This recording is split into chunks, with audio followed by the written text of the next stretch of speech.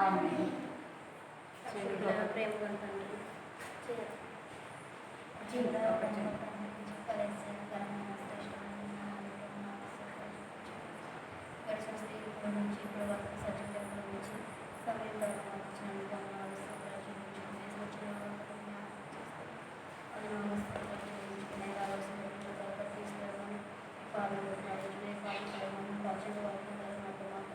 మాట్లాడుకునే సహాయం దయచేయండి రావడానికి సహాయం దయచేయండి అవడంటే నా చూపు తీసుకొచ్చాను ఇంకొకటి తీసుకొచ్చాను బాధపడుతున్నట్టు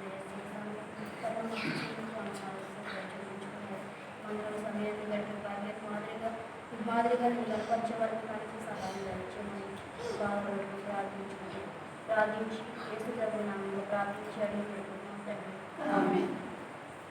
కృపా ప్రేమ గల తండ్రి, జంగల్ దేవ, నీ బంగారు పాదాలకు వందనాలు, స్తోత్రాలు చెల్లిస్తున్నాం తండ్రి. మహోన్నతుడైన దేవుడు, పరిశుద్ధుడు ప్రభువా, నీకు వందనాలు, స్తోత్రాలు చెల్లిస్తున్నాం తండ్రి. అద్భుతములు ఆశ్చర్యకారం చేసే దేవుడు అందుకే మీకు వందనాలు, స్తోత్రాలు చెల్లిస్తున్నాం తండ్రి. నేను ఉదయకాలం నుంచి ఇంతవరకు కూడా ప్రభువును కాపాడుతూ వచ్చారు, భద్రపరుస్తూ వచ్చారు ప్రభు, సజీవ లెక్కలు ఉంచారు. అందుని బట్టి మీకు ఎంతో వందనాలు, స్తోత్రాలు చెల్లిస్తున్నాం. ఏదైనా చూడలేని వారు ఎంతోమంది ఉన్నారు ప్రభు, మమ్మల్ని అయితే మీరు సజీవులుగా ఉంచి ప్రభు ఈ సాయంకాల సమయంలో స్త్రీల కుడికిగా ప్రభు నీ సన్నిధిలో రావడానికి మీరు మమ్మల్ని జ్ఞాపకం చేసుకుంటూ వచ్చినందుకే మీకు ఎంతో వందనాలు, స్తోత్రాలు చెల్లిస్తున్నాను తండ్రి. ఈ సమయాన్ని మీరు జ్ఞాపకం చేసుకోండి ప్రభు, మీకు ఎంతో వందనాలు, స్తోత్రాలు చెల్లిస్తున్నాను తండ్రి. వచ్చిన వారిని బట్టి వందనాలు చెల్లిస్తున్నారు. రావాల్సిన బిడ్డలు జ్ఞాపకం చేసుకోండి ప్రభు. సకాలంగా వారి యొక్క పనులు ముగించుకొని ప్రభు సకాలంగా మీ సన్నిధికి రావడానికి సహాయం చేయండి. కృప చూపించమని సన్నిధిలో ప్రార్థిస్తుంటున్నాం తండ్రి. కృప చూపించండి. మారు మధ్యలో వారిని జ్ఞాపకం చేసుకొని త్వరగా రావడానికి మీరు కృప చూపించండి, సహాయం చేయండి. ఇంకెవరైతే ప్రభు అలక్ష్యంగా నిర్లక్ష్యంగా ప్రభు అతను ఉంటున్నారో అలాంటి వారితో మీరు మాట్లాడమని నీ సన్నిధిలో ప్రార్థిస్తుంటున్నాం తండ్రి. సహాయం చేయండి. కృప చూపించమని నీ సన్నిధిలో ప్రార్థిస్తున్నాం. పాటలు మిమ్మల్ని స్థుతించి మిమ్మల్ని గణపరచడానికి ప్రభు మీరే సహాయం చేయమని నీ సన్నిధిలో ప్రార్థిస్తున్నాం. భగవంతుడు మీరు తాకండి ప్రభు, మీరే సహాయం చేయండి. చక్కని స్వరములతో మిమ్మల్ని స్తుతించడానికి సహాయం చేయమని ఈ సన్నిధిలో ప్రార్థిస్తున్నాం ప్రభు. కృప చూపించండి. వాయుధరాంచండి, జ్ఞాపకం చేసుకోండి. మీ జ్ఞానంతో నింపమని సన్నిధిలో ప్రార్థిస్తున్నాం ప్రభు. కృప చూపించండి. వాక్యం ద్వారా మాట్లాడమని ఈ సన్నిధిలో ప్రార్థిస్తున్నాను ప్రభు. మాతో మీరు మాట్లాడండి తండ్రి. మీరే సహాయం చేయండి. కనికరించమని సన్నిధిలో ప్రార్థిస్తూ నిలబడుతున్న అవసరాలు జ్ఞాపకం చేసుకోండి ప్రభు. అని ఆత్మతో నింపండి.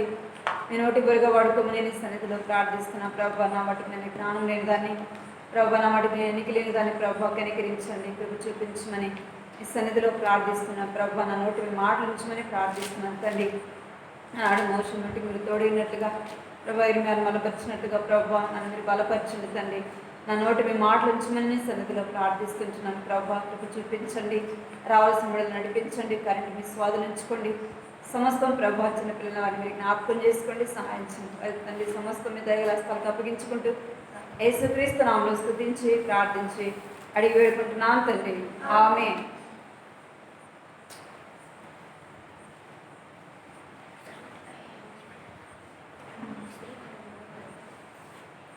పాట పాడుతున్నాము.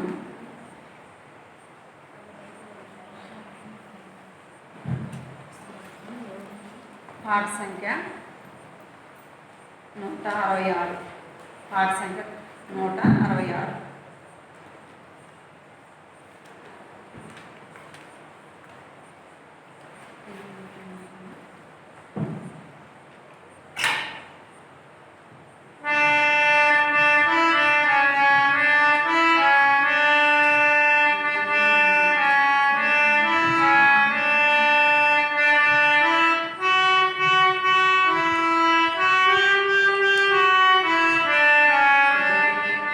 దేవుడు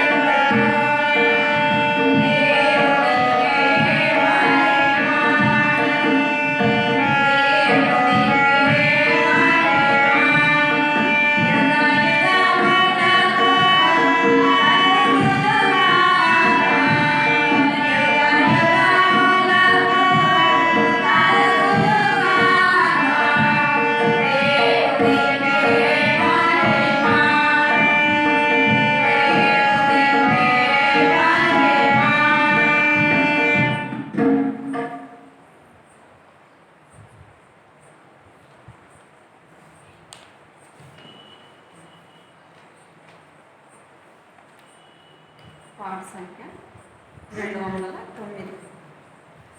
పాట సంఖ్య 209. 207. చూడండి 207 ఉంది.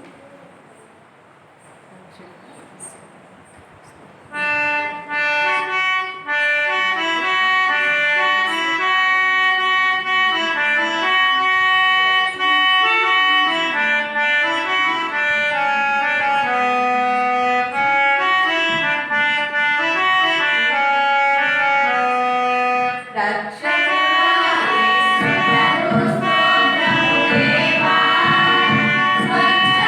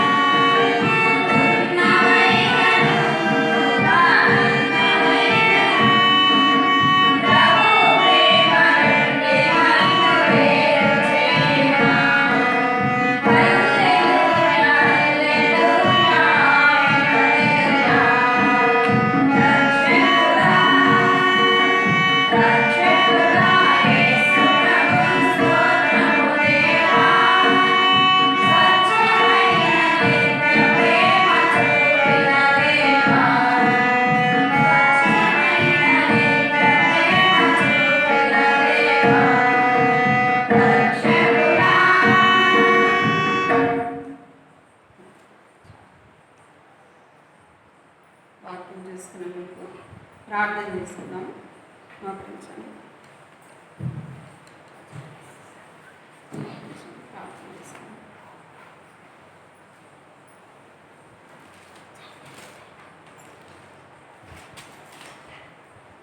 కృపాప్రేమల తండ్రి, జీవముల దేవ, నీ వందనాలు స్తోత్రాలు చెల్లిస్తున్నాను తండ్రి. మహోన్నతుడైన దేవుడు, పరిశుద్ధుడు, నీ వందనాలు స్తోత్రాలు చెల్లిస్తున్నాను. ఇంతవరకు కూడా పాటదారులను స్తుతించి మీరు కనపరచడానికి మీరు సహాయపడుతూ వచ్చారు. నీ వందనాలు చెల్లిస్తున్నాను. ఈ సమయంలో ప్రభా వాక్యం ద్వారా మాతో మీరు మాట్లాడాలి. ఆత్మీయ ఆకలికి ఇచ్చండి ప్రభా. మా ఆత్మ అక్కడ కలిగి మీరు మాతో మాట్లాడమని సన్నిధిలో ప్రార్థిస్తాం. కొద్ది సమయంలో సంఘం క్షేమం కొరకే ప్రార్థన చేయడానికి కూడా వాక్యం ఆధారం చేసుకుని ప్రార్థించడానికి చదివించండి. వచ్చిన వారిని బట్టి వందనాలు చెల్లిస్తున్నాం. రావాల్సిన వారిని జ్ఞాపకం చేసుకొని మరి యొక్క పనులు త్వరగా ముగించుకొని దేవుని సన్నిధికి కనబడాలని ఆశతో ప్రభావం వారి సన్నిధికి రావడానికి సహాయం చేయండి. మీకు ఎక్కువ వందనాలు చెల్లిస్తాం. ఏ స్నామంలో ప్రార్థిస్తున్నాను తండ్రి. ఆమేన్.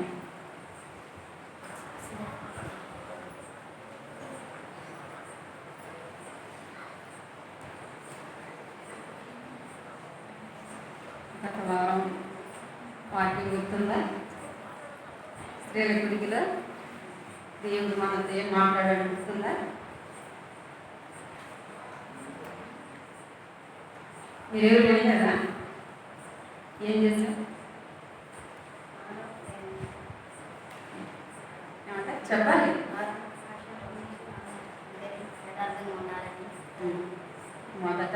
మొదటి మాట హానోకు దేవునితో కూడా నడిచాడు. అందుకే వాక్యం గుర్తుపెట్టుకోవాలి, మర్చిపోకూడదు. దేవుని వాక్యాన్ని మనం గుర్తుపెట్టుకుంటూ తలపోసుకుంటూ ద్వారా మన ఆత్మకు మన ఆత్మీయ జీవితానికి మేలు. ఎందుకంటే రోజు అంతా కూడా మనము ఎన్నో పనులు, మన యొక్క ఆలోచనలు, మన యొక్క తలంపులు అవన్నీ కూడా మన కుటుంబ భారం అంతా కూడా రోజంతా ఏముంటుంది, అంతా మైండ్లో ఉంటుంది కదా. ఏం తినాలా, ఏం పని చేయాలా, ఎక్కడికి వెళ్ళాలి, పిల్లలతో ఏంటి, అన్నీ అనేకమైన బరువులు బాధ్యత కదా. అవన్నిటిని బట్టి మనం ఏం చేస్తాం? దేవుని వాక్యాన్ని మర్చిపోవాలి. కాబట్టి దేవుని వాక్యాన్ని గుర్తుపెట్టుకోవాలి. దేవుని వాక్యం మన హృదయంలో ఉన్నప్పుడు మనకి ఎట్లా ఉంటుందంట? నెమ్మదిగా ఉంటుంది. మన కుటుంబం వైపు చూసినప్పుడు, కుటుంబ సమస్యలు చూసినప్పుడు మన హృదయంలో నెమ్మది ఉండదు, కలవరం, నెమ్మది అస్సలు ఉండదు అన్నమాట. అందుకే దేవుని వాక్యాన్ని మనం గుర్తుపెట్టుకోవాలి, మర్చిపోవాలి. 1 కొరింథీ 11వ అధ్యాయము దేవుని వాక్యాన్ని చదువుతాము. 1 కొరింథీ చదవలేని వారందరూ కూడా చదువుతాం. దేవుని వాక్యాన్ని చదువు వచ్చిన వారు చదువుట ద్వారా మనకు మేలు. 1 కొరింథీ 11వ అధ్యాయము 1వ వచనం అందరం కలిసి చదువుతాం. నేను క్రీస్తుని పోలి నడుచుకున్న ప్రకారం మీరు నన్ను పోలి నడుచుకోండి. మీరు అన్ని విషయములలో నన్ను జ్ఞాపకం చేసుకొనొచ్చు. నేను మీకు అప్పగించిన దానిని కట్టలను గైకొనొచ్చు. మిమ్మల్ని మీరు మెచ్చుకొనిచున్నాను. ఇక్కడ మొదటి మాటను మనం చదువుకోవచ్చు. నేను క్రీస్తుని పోలి నడుచుకున్న ప్రకారం మీరు నన్ను పోలి నడుచుకోండి. ఎవరు చెప్పారు ఈ మాట? ఎవరు చెప్పారు ఈ మాట? ఎవరు చెప్పారు?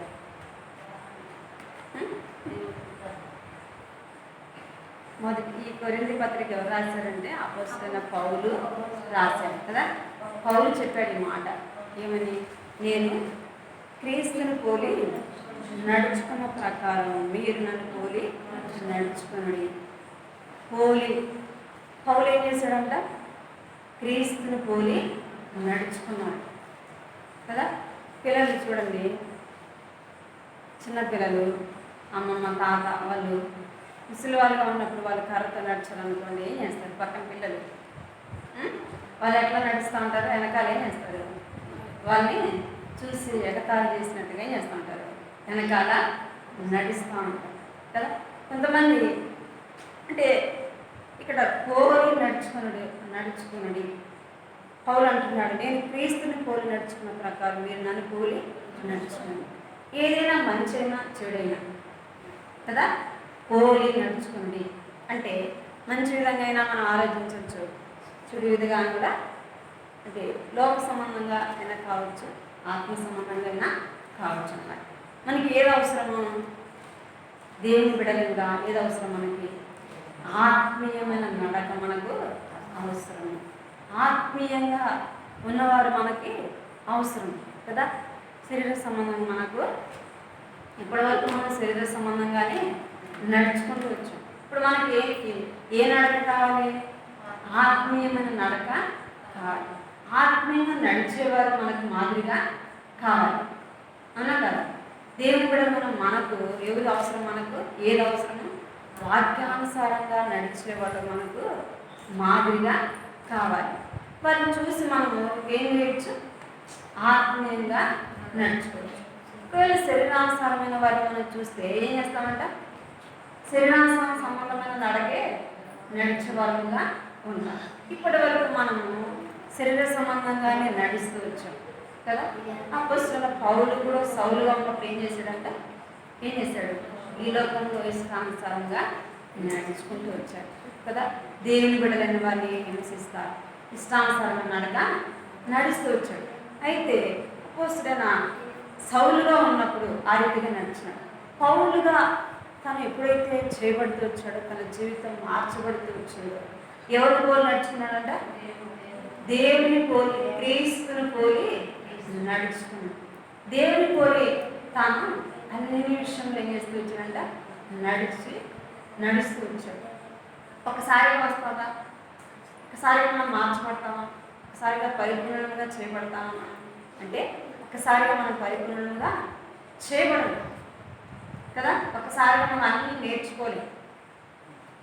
మన జీవితాంతం మనం ఏం చేయాలంట, నేర్చుకోవాలి. మనకు పెద్దలైన వారు, మాదిరికరంగా నడిచిన వారు, ఆత్మీయంగా నడిచిన వారిని మనం ఏం చేయాలంట, జ్ఞాపకము చేసుకోవాలి.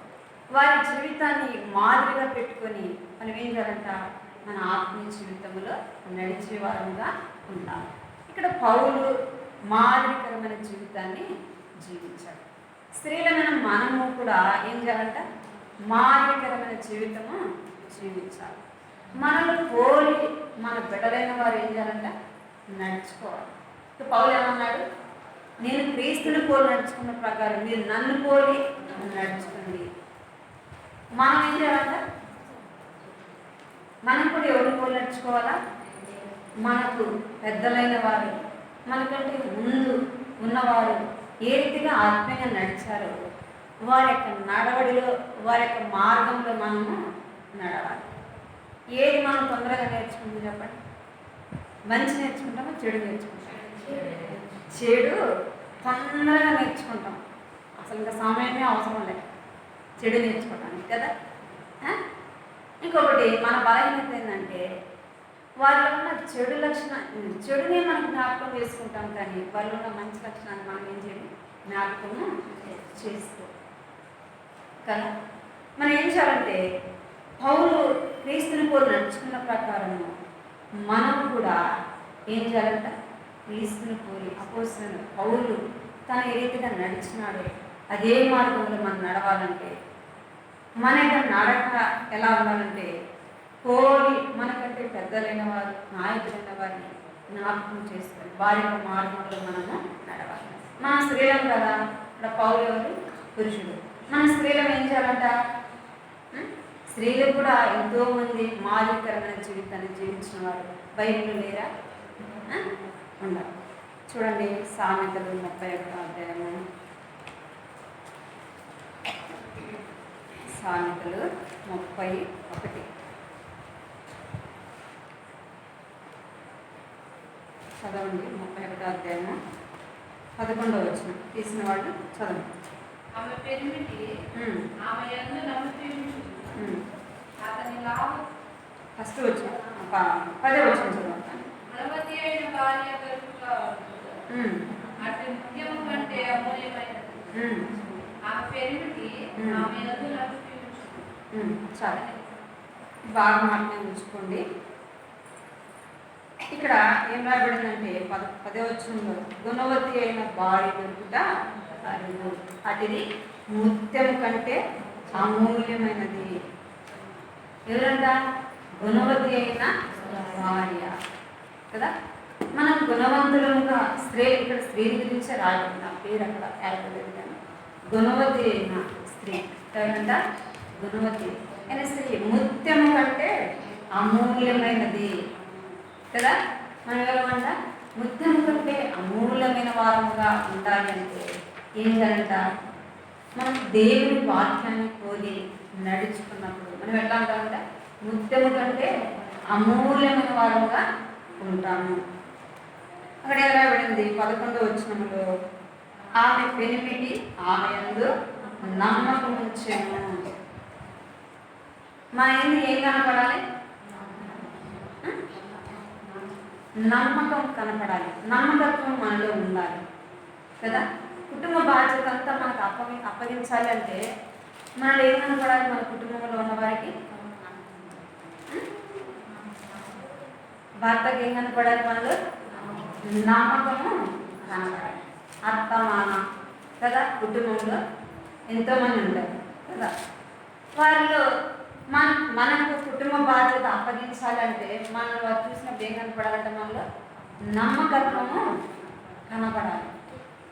మనం అనేక సార్లు మనలో నమ్మకత్వము కనబడదు.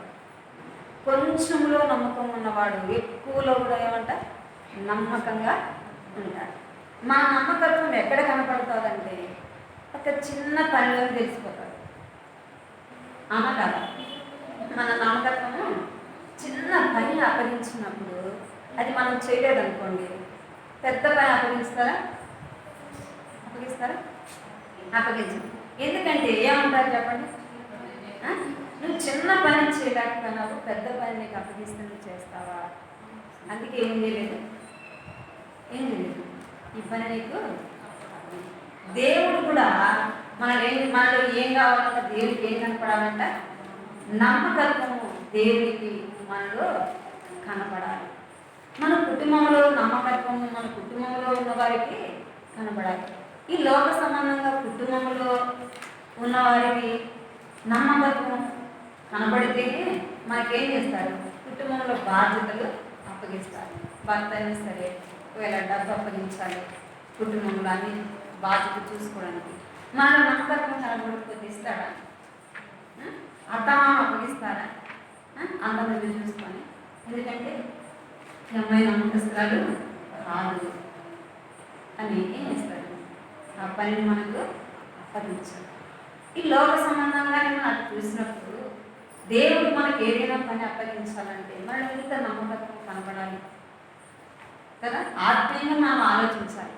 దేవుడు మనకి ఏదైనా పని అప్పగించాలంటే ఏం కనపడాలి? దేవుడికి మనలో నమ్మకత్వము కనపడాలి. నమ్మకత్వం కనబడినప్పుడే, నమ్మకస్తులుగా మనం ఉన్నప్పుడే దేవుడు మన పనిని అప్పగిస్తాడు. అందుకే దేవుడు ఒకరి గురించి చెప్పాడు నమ్మకస్తుడు అని. ఎవరి గురించి చెప్పాడు చెప్పండి? దేవుడు ఒకరి గురించి చెప్పాడు, ఒక వ్యక్తిని గురించి నమ్మకస్తుడు అని చెప్పాడు. ఎవరి గురించి చెప్పాడు?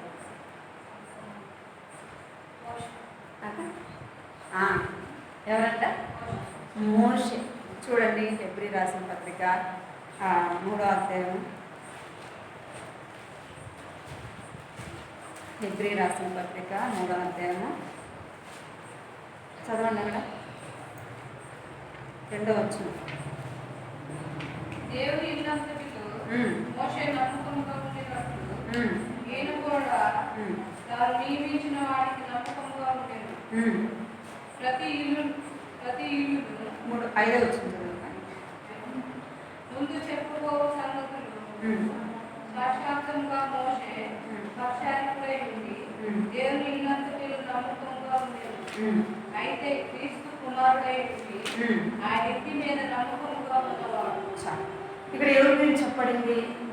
మోషే గురించి చెప్పబడింది. ఏం చెప్తుందంటే మోషే నా ఇల్లంతటిలో నమ్మకమైన వాడు. ఇల్లంతటిలో ఏ ఇల్లది? దేవుని మందిరము, దేవుని ఇల్లు. మనం మన ఇంట్లో వరకే కాదు నమ్మకస్తులంగా ఉండాల్సి. ఇంట్లో ఉంటే సారి అనుకోదు. ఎక్కడ ఉండాలంట? మన ఇంటిలో మొదట మన కుటుంబంలో ఉన్న వారికి నమ్మకము కనపడాలి. రెండోది ఎవరికి కనపడాలా? దేవుని ఇంటిలో నమ్మకత్వం కలిగి ఉండాలి. నమ్మకస్తులముగా దేవుని ఇంట్లో కూడా మనము కనపడాలి. మన పనిలో నమ్మకత్వము కనపడాలి. మన యజమానులు ఎక్కడైనా మన పనికి వెళ్ళాం అనుకోండి, యజమానికి ఏం కనపడాలి? ఇది నమ్మకంగా పని చేసేవారు కదా. కొంతమంది నమ్మకంగా పని చేస్తారు. వాళ్ళ దగ్గరికి ఎవరికో చెప్పండి, యజమానులు వెళ్ళి చూడండి, ఎందుకంటే వీళ్ళు నమ్మకంగా పని చేస్తాడు, మనం చూడాల్సిన అవసరము లేదు అంటే దేవుని బిడ్డలమైన మన కుటుంబంలో నమ్మకస్తులంగా ఉంటారు. రెండోది ఎక్కడ నమ్మకస్తులంగా ఉండాలి? దేవుని ఇంట్లో నమ్మకస్తులంగా ఉండాలి. మనం చేసే పనిలో మనది ఏం కనపడాలి? నమ్మకత్వము కనబడాలి. శ్రేయమైన మనము నమ్మకస్తులంగా ఉండాలి. మనకు ఇతరులైన వారు దేవుని ఇంట్లో నమ్మకస్తులుగా ఉంటూ వచ్చారు. మాదిరికరమైన జీవితాన్ని జీవిస్తూ వచ్చారు. మనం ఏం కనపడాలంటే నమ్మకస్తులంగా మనము ఉండాలి. సామెతలు చూడండి, సామెతలు 28, 20 వచ్చింది. 28 అధ్యాయం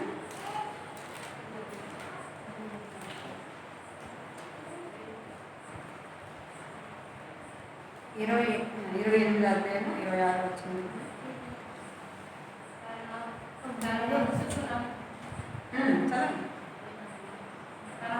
నమ్ముకుని వాడు బుద్ధిహీనుడు, జ్ఞానముగా ప్రవర్తించువాడు తప్పించుకుని. చాలు.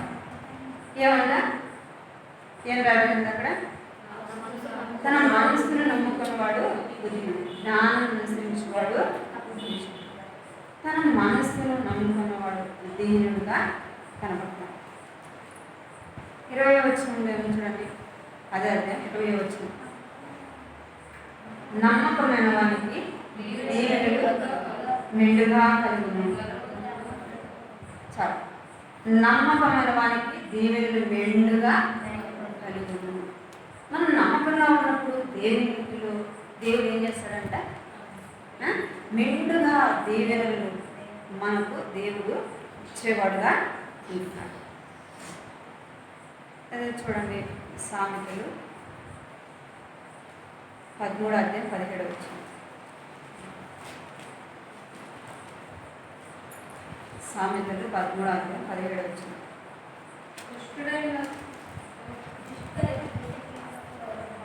పెట్టించదండి.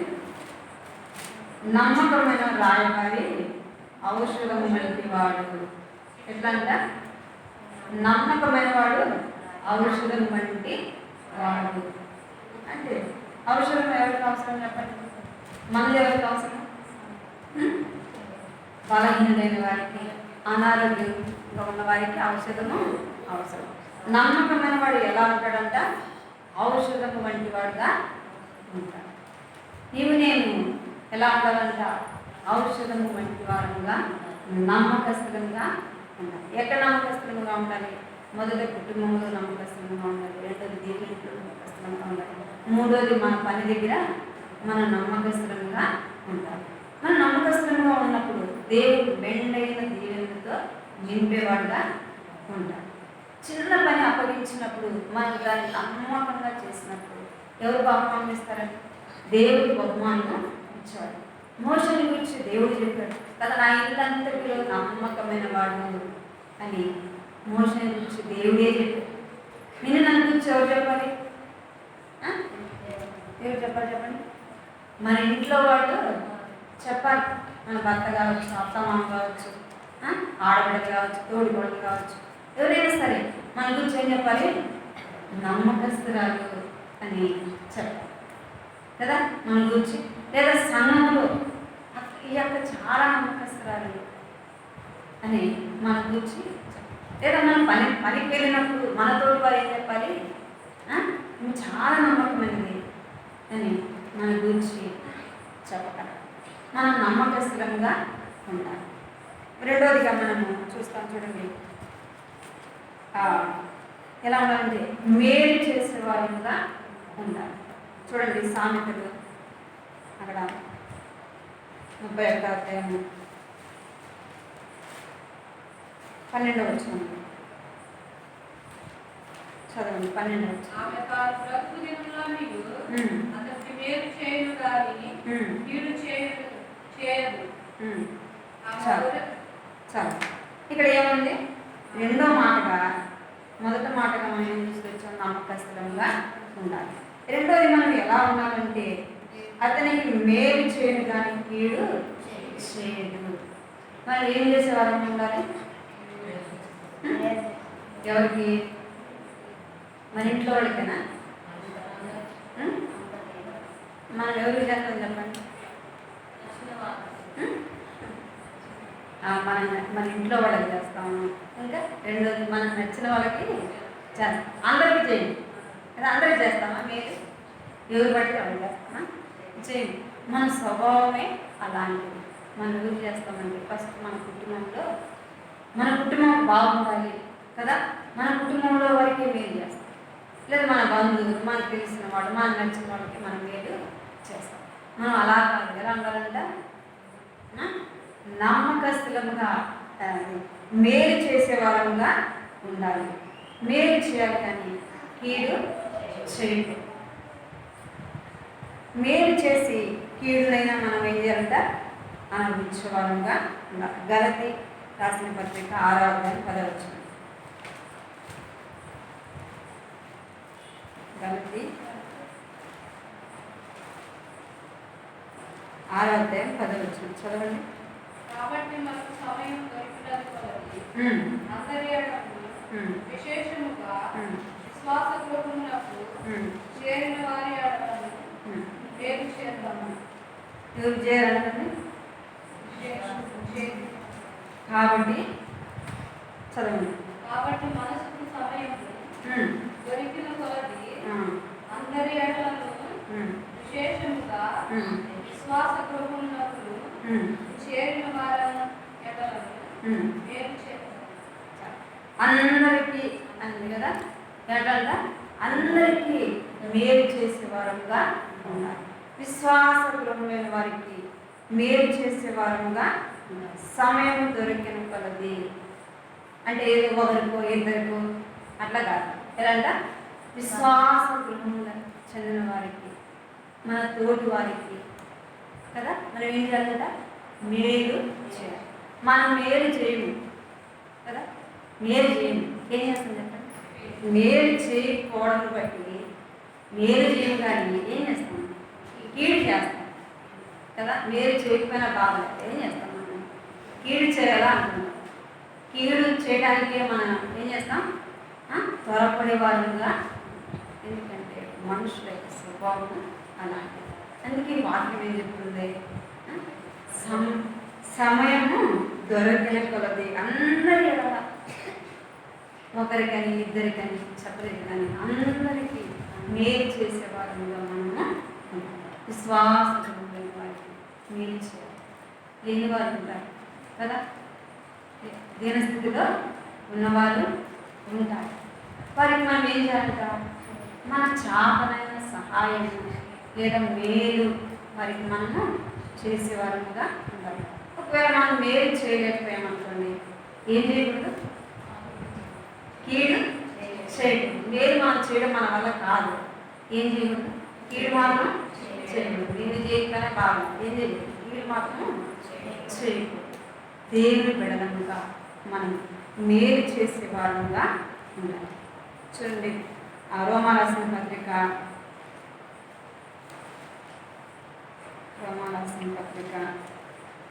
12వ అధ్యాయం 21వ వచనం.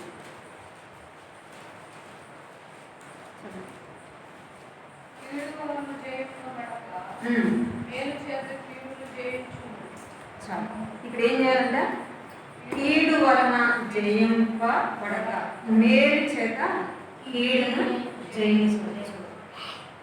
మనం అనుకుంటాము ఏదైనా ఒక మనిషి మీద ప్రతీకారం, ఏదైనా కోపం ఉందనుకోండి, ఏం చేయాలనుకుంటాం? వాళ్ళు మనకి కీడు చేశారనుకోండి, మనం కూడా ఏం చేస్తాం? ఏం చేయాలనుకుంటాం? కీడు చేస్తే బుద్ధి ఉంచుతాం కదా. ఏమంటాం? మనం కూడా అదే, వాడు మనకి కీడు చేశాడు కదా, మనం కూడా ఏం చేయాలి? అదే పని చేశాడనుకోండి, ఏమొస్తుంది? బుద్ధి వస్తుంది. మనం అనుకో వస్తుందా? ఇంకా దుర్మార్గంగా తయారవుతారు. కానీ ఎవరైనా కావచ్చు, పిల్లలైనా పెద్ద ఎవరైనా కావచ్చు, ఏమవుతారు? ఇంకా కఠినంగా చేపడతారు. అందుకే అక్కడ ఏమని రాయబడింది? కీడు వలన జయింపబడక మేలు చేత కీడును జయించు. మన కీడు చేశారనుకోండి, మన వారికి కీడు చేయకూడదు. ఏం చేయాలి? మేలు చేయాలి. మేలు చేసినప్పుడు వారి యొక్క మనసు ఏం చేయబడుతుంది? మార్చబడతారు. నేను ఎంత కీడు చేశాను, వాడైతే నాకు ఏం చేశారు? మేలు చేశారు. మనం ఎవరు కీడు చేశాము? యేసు ప్రభువు మన కొరకు ప్రాణం పెట్టడానికి లోకానికి వస్తే ఆయనకు మేలు చేసామా? ఏం చేసామంట? కీడు చేసాం కదా. ఆయన పాపం నిమిత్తమే మన కొరకు ఈ లోకానికి వస్తే ఆయన మనం ఏం చేసామంట? కీడు చేసిన వారుగా ఉంటారు. తండ్రి అయిన కుమారుడు ఏం చేసుకొచ్చాడంటే, ఏం చేసుకొచ్చాడంట? మన కొరకు ఆయన మనకు కీడు చేయలేదు, కానీ ఏం చేశాడంట? మనల్ని ప్రేమించి మనకు ఆయన మేలే చేసుకొచ్చాడు. ఆయనకు మనం కీడు చేసినప్పటికీ ఆయన మనకి ఏం చేశాడంట? మేలే చేశాడు. ఆయన ప్రేమతో మన కొరకు ప్రాణం పెట్టాడు. ఆయన మేలు చేసిన వాడుగా మనకు దేవుని బిడ్డగా మనం కూడా ఏం చేయాలంటే మేలు చేసేవారముగా కీడు మనము చేయకూడదు.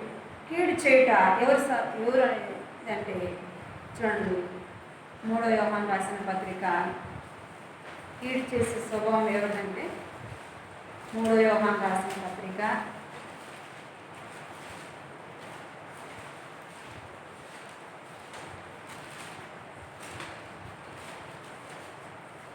11వ వచనం చదవండి. 3వ యోహాను రాసిన పత్రిక.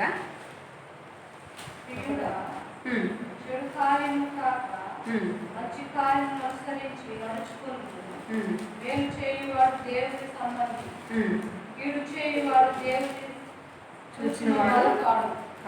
ఇక్కడ ఏం రాయబడింది?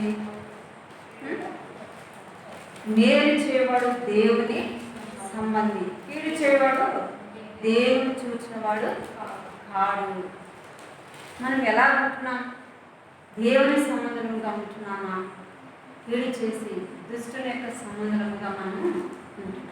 దుష్టుడు చేసే పని ఏంటి? ఎవరికో ఒకరికి కీడు చేయాలి, ఎవరికో ఒకరికి నష్టాన్ని కలిగించాలా కదా. దుష్టుడి పని అంతా ఎవరికో ఒకరికి నష్టము కలిగించాలి, ఎవరో ఒకరు బాధపడాలి కదా. దుష్టుని యొక్క సంబంధి చేసే పనులు. అయితే దేవుని సంబంధముగా మనం ఎలా ఉండాలంటే మేలు చేసేవారముగా ఉండాలి. మనకు చాపలేనంత మటుకు ఇతరులకు మనం ఏం చేయాలంట? మేలు చేసేవారముగా ఉండాలి. మేలు చేసినప్పుడు మనం ఎవరమంట? దేవుని యొక్క సంబంధము. చూడండి, 1 పేతురు రాసిన పత్రిక 3వ అధ్యాయం 17వ వచనం చదవండి. 1 పేతురు రాసిన పత్రిక 3వ అధ్యాయం 17వ వచనం.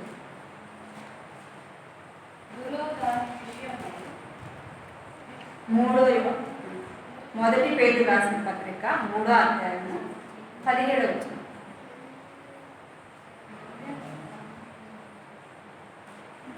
దేవుని చిత్తం అనే మాట. 1 పేతురు రాసిన పత్రిక 3వ అధ్యాయం 17వ వచనం. దేవుని చిత్తము మీరు చదవండి. దేవుని చిత్తం అలా చేయడం కీడు చేసి శ్రమపడుట కంటే మేలు చేసి శ్రమపడుట బహు మంచిది. చాలు. ఏమంటే కీడు చేసి శ్రమపడుట కంటే మేలు చేసి శ్రమపడితే బహు మంచిది. ఏం చేసి శ్రమపడాలంట? మేలు చేసిన మనకు మనం ఇతరులకు మేలు చేశాము. మేలు చేయడం ద్వారా మనకి ఏదైనా శ్రమ వచ్చిందంటే అదేమంట బహు మంచిది కదా. కీడు చేసి మనం సంతోషపడేదానికంటే కీడు చేసిన వారికి మేలు చేసి మనం శ్రమ అనుభవించుట బహు మంచిది. దేవుని బిడ్డల యొక్క స్వభావం ఎలా ఉండాలంటే కీడు చేసిన వారికి మేలు చేసే వారిగా మనము ఉండాలి.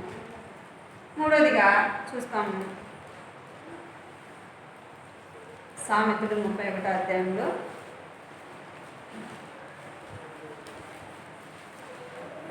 సామెతలు 31వ అధ్యాయం 13వ వచనం చదవండి. అట్లా గొర్రె బొచ్చులు అవిసెనాలను వెతుకులు తన చేతులారా వాటితో పనిచేయుడు చాలు చాలు. ఇక్కడ ఆమె ఏం చేస్తుందంట? పని చేయను. పని కదా. మొదటిదిగా మనం ఏం చూస్తూ వచ్చాము? నమ్మకస్తులంగా ఉండాలని చూస్తూ వచ్చాము. రెండోది మేలు చేసే వారంగా ఉండాలి. మూడోది మనం ఏం కలిగి ఉండాలంటే పని కలిగి ఉండాలి. ఏం కలిగి ఉండాలంట? ఏ పని? మన ఇంట్లో పనే. మనం ఏం చేస్తాం? మన ఇంట్లో పనే చేస్తాం కదా. ఏ పని చేయము? దేవుని ఇంట్లో పని చేయము. ఒక మాట ఉంది, ఏముందంటే పని చేయకుండా భోజనము చేయకుండా. ఏ భోజనం ఉంది? లోక సంబంధంగా కాదు. మనం వేరించి పని చేస్తేనే అన్నం తినాలి, పనికి వెళ్తేనే అన్నం తినాలి, పనికి వెళ్ళకపోతే అన్నం తినాలి. ఆ పని చేద్దాము? ఆ పని కాదు కదా. ఏ పని అంట? దేవుని ఇంట్లో పని. మనం ప్రతి ఒక్కరం కూడా ఏం కలిగి ఉండాలంట? దేవుని ఇంట్లో పని కలిగి ఉండాలి. భర్తలు పని చేస్తే ఒకవేళ ఇంట్లో పోషణ సరిపోలేదు అనుకోండి, కుటుంబంలో ఏం చేస్తాం?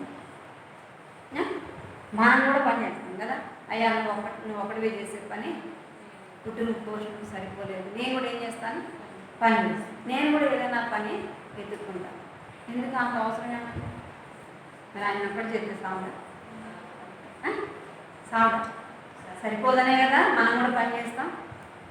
ఇక్కడ ఏ పని కలిగి ఉండాలంటే దేవుని ఇంట్లో పని కలిగి ఉండాలి.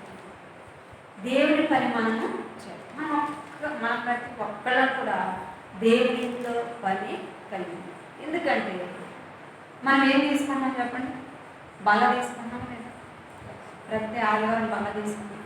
మరి బల తీసుకున్నప్పుడు ఏం చేయాలి? చెప్పండి? పని చేయాలి. ఏం పని? దేవుని పని. మరి దేవుని పని ఏం పని?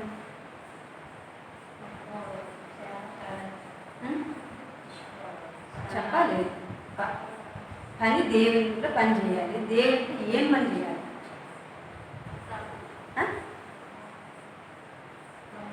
చూడండి, ప్రసంగి ఏం పని చేయాలంటే ప్రసంగి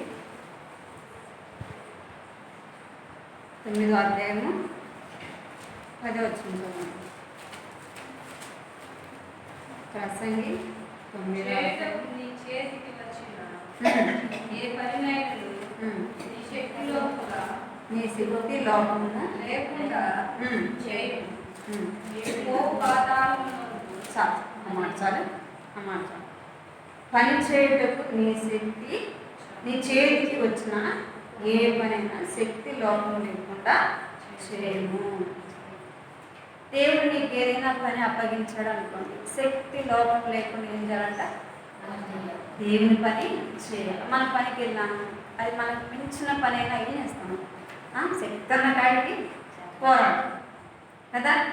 ఇక్కడ ఈ వాక్యం కూడా ఏం చెప్తుందంటే, ఏం చెప్తుంది? చేయుటకు నీ చేతికి వచ్చిన ఏ పనైనా శక్తి లోపం లేకుండా చేయము. దేవుని ఇంటిలో నీకు ఏ పని అయితే ఇచ్చాడో ఆ పని ఏం చేయాలి? నీ చేతికి వచ్చిన పని శక్తి లోపం లేకుండా చేయాలి. అది ఏ పనైనా సరే, అది ఊడ్చే పని అని, కడిగే పని. నువ్వు దేవునిలో రక్షింపబడిన తర్వాత ప్రతి ఒక్కరు కూడా ఏం కలిగి ఉండాలంట? పని కలిగి ఉండాలి. అది ఏ పనైనా సరే, ప్రార్థన చేసే పని కావచ్చు, ఊడ్చే పని కావచ్చు, ఏ పని దేవుడు నీకు అప్పగించాడో ఫస్ట్ మనం ఏం చేస్తూ వచ్చాము? నమ్మకత్వము కదా, నమ్మకత్వము కనపడాలి దేవుని. అలాగా మూడోది మనం ఏం చేస్తామంటే పని కలిగి ఉండాలి. దేవుని ఇంట్లో మనము పని కలిగి ఉండాలి. మనం ప్రతి ఒక్కరు నేనేం పని చేయగలను, నేను చేసే పని ఏముంది, నేను వృద్ధాప్యంలో ఉండా కదా, నేను అవనస్తురాలు కదా, నేను చేయలేను కదా అని అనుకోడు. అది సువార్త ప్రకటించే పనైనా కావచ్చు, లేదా ప్రార్థన చేసే పనైనా కావచ్చు, లేదా ఊడ్చే పనైనా కావచ్చు. దేవుని ఇంట్లో నువ్వు పని కలిగి ఉండాలి. నీ కుటుంబంలో నువ్వు పని కలిగి ఉన్నట్టు నువ్వు పని చేయకుండా ఉంటావా? కానీ ఇంట్లో కొంతమంది ఎలా ఉంటారంటే ఈ కుటుంబంలో పని కలిగి ఉండదు, దేవుని ఇంట్లో కూడా పని మాకెందుకు, వాళ్ళే చేసుకుంటారు, వాళ్ళే చూసుకుంటారు. మేమేదో వచ్చినామో పోయినామో. బహుమానం ఉంటుందా? నీకుంటుందా బహుమానం దేవుని దగ్గర? దేవుని దగ్గర నీకు బహుమానము ఉండదు. నువ్వు నీ కుటుంబంలో నువ్వు ఎంత పని చేసినా నీకు దాని ద్వారా ఏం రాదు, బహుమానము రాదు. అలాగని పని చేయకూడదు, పని చేయకుండా ఉండాలి, చేసుకోవాలి. మరి నువ్వు దేవుని ఇంట్లో కూడా పని కలిగి ఉండాలి. పని కలిగి ఉన్నప్పుడు దేవుని ఇంట్లో మనం పని చేసినప్పుడు దేవుడు మనకి ఏమి ఇస్తాడంట? బహుమానాన్ని ఇస్తాడు. చూడండి, 1 కొరింథీ 15వ అధ్యాయం 58వ వచనం చదవండి. 1 కొరింథీ 15వ అధ్యాయం 58వ వచనం.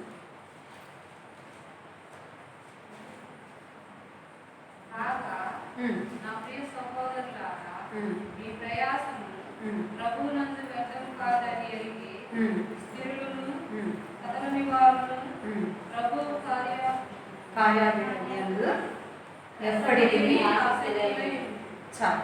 ఇక్కడ ఏమన్నదండి? మీ ప్రయాసం ప్రభునందు వ్యర్థం కాదని ఎరిగి స్థిరులను కదలని వారిని ప్రభు కార్యాలయంలో ఎప్పటికీ ఆసక్తులే ఎన్నుడి. ఏం వ్యర్థం కాదంట? మన ప్రయాసము, దేవునిలో నువ్వు చేసిన పని ఏం కాదంట? వ్యర్థంగా పోదు.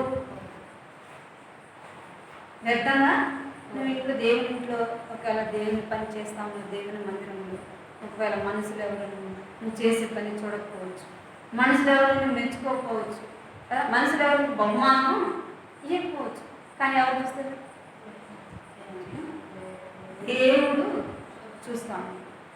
దేవుని ఇంట్లో నువ్వు చేసే ప్రతి పనికి కూడా దేవుడు ఏం చేస్తాడంటే నీకు బహుమానము ఇస్తాడు. నువ్వు చేసే ప్రతి పనికి ఎవరు జీవితం సిద్ధపరుస్తారు? దేవుడు. మనం చేసిన ప్రతి పనికి కూడా జీవితాన్ని మనం నెలంతా పని చేస్తే నెల రోజు ఏం చేస్తాం? మనం చేసిన కష్టానికి జీతము తీసుకున్నాం కదా. మరి పరలోక సంబంధమైన తండ్రి మనకు బహుమానం మీద, మనం చేసిన పనికి మనకు ప్రతిఫలం మీద వాక్యంలో ఉంది కదా, నువ్వు దేవుని బిడ్డలైన వారిని ప్రేమించి గ్లాసు చల్లనీళ్ళు ఇస్తే ఏం పోగొట్టుకోవంట? దేవునిలో బహుమానము. మరి గ్లాసు మంచినీళ్ళు ఇచ్చినప్పుడే మనం బహుమానం దేవుని దగ్గర పొందినప్పుడు మరి దేవుని ఇంట్లో పని చేస్తే దేవుడు మనకు బహుమానం మీద ఎలా చేయాలంట? మన చేతికి వచ్చిన పనిని శక్తి లోపం లేకుండా పనిచేయాలి. ప్రభునందు ప్రయాసం అది ఎప్పటికీ కాదంట వ్యర్థము కాదు. మనము దేవుడి ఇంట్లో ఏం కలిగి ఉండాలంట? పని కలిగి ఉండాలి. కొంతమంది అనుకుంటారు దేవుని పని చేస్తే నాకు ఏం రాదు కదా అనుకుంటారు. అనుకుంటారు నేను ఎందుకు చేయాలి, మరి వాళ్ళు చేయలేదు వీళ్ళు చేయలేదు అంటే వాళ్ళతో నీకు అవసరం లేదు కదా. మనం ఏం చేయకూడదు? వాళ్ళని వీళ్ళని చూడాలి. ఎవరు చూడాలి? దేవుని చూడాలి. దేవుని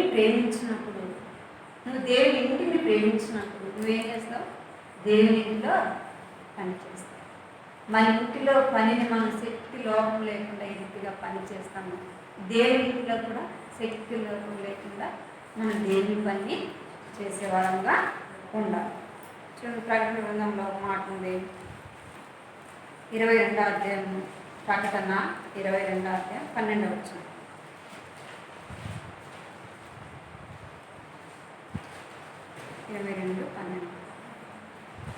ఇదిగో త్వరగా వచ్చుచున్నాను. వారి వారి క్రియల చొప్పున ప్రతి వారికి ఇచ్చుటకు నేను సిద్ధపరచిన జీవితము నా యొద్ద ఉన్నది. చాలు.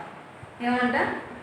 ఇదిగో నేను త్వరగా వచ్చుచున్నాను, వారి వారి క్రియలు చొప్పున వారిని ప్రతిఫలించడం సిద్ధపరిచిన జీవితం నా యొద్ద ఉన్నది. జీవితం ఎవరి దగ్గర ఉందంటే దేవుని దగ్గర ఉంది. నీకు ఇవ్వాల్సిన జీవితం, నాకు ఇవ్వాల్సిన జీవితం, మనందరికి ఇవ్వాల్సిన జీవితం దగ్గర ఉందంటే దేవుని దగ్గర ఉంది. నన్ను పని చేయకపోతే నీకు జీతం ఎక్కడ నుంచి వస్తుంది? వస్తుందా? మనం ఎంతసేపు మన కుటుంబం కొరకు పని చేసుకుంటే, మన పనులే మనం చూసుకుంటే మన జీతం ఎవరిస్తారు? మన ఇంట్లో వాడు మన జీతము ఏమంటారు చెప్పండి? అయ్యా నేను నెలంతా పని చేశాను కదా, నాకు జీతం ఏంటి ఏమంటారు? అమ్మ నీ 3 పూట్ల అన్నం పెట్టిద్దే ఎక్కువ. ఏమంట అనేది? ఈ 3 పూట్ల అన్నం పెట్టుకున్నాం కదా, ఇంకెందుకు జీతం? మరి అదే నీకు జీతం.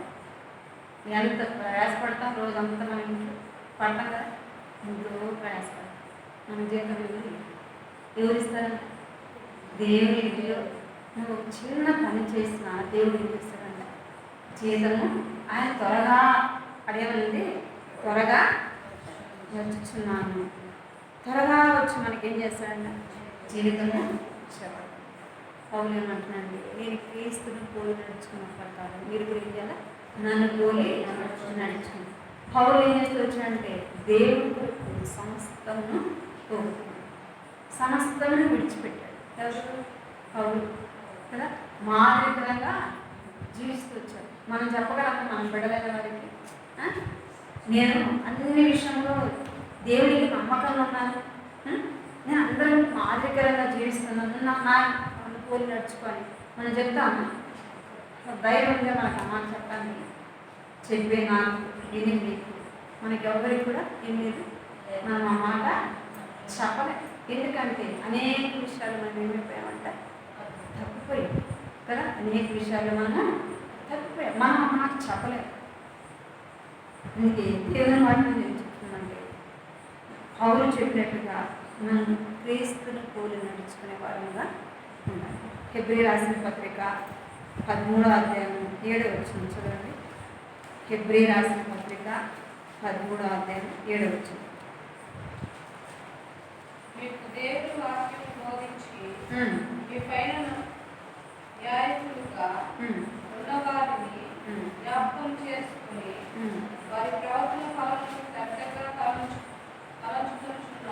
తలంచుకొనొచ్చు వారి విశ్వాసమును అనుసరించుడి.